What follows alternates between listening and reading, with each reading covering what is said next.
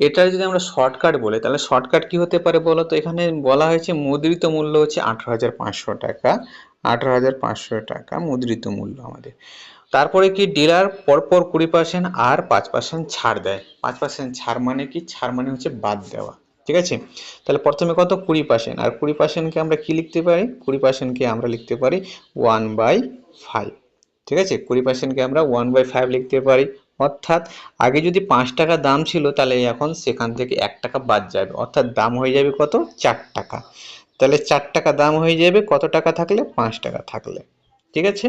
এরপরে আবার 5%, 5% কে আমরা কি লিখি বলতো? আমরা 5% কে লিখি 1/20। অর্থাৎ আগে যদি 20 টাকা ছিল তাহলে সেখান থেকে 1 টাকা বাদ, দাম হয়ে যাবে কত? 19 টাকা। তাহলে 19 টাকা হয়ে যাবে কত? 20 টাকার যদি দাম থাকে। ঠিক আছে? এরপর এটাকে আমরা সমাধান করব। শূন্য শূন্য কেটে দিলাম, 2 এ 2 এ 4, 5 3 এ 15, নামবে 3 অর্থাৎ 35 হয়ে 5 7 35, আর একটা শূন্য ছিল, শূন্যটা এখানে বসে যাবে। ঠিক আছে? তাহলে 370। তাহলে 19 দুনা কত? 19 দুনা 38। তাহলে 370, 19 দুনা 38।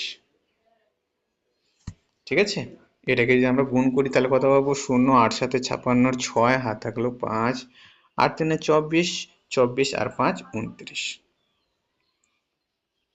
0, 7 3 21, 1 হাত থাকলো 2, 3 3 9, 9 আর 2 11। 0 6 9 10 0 হাত থাকলো 1, 2 3, 3 আর 4, 1, 140 60।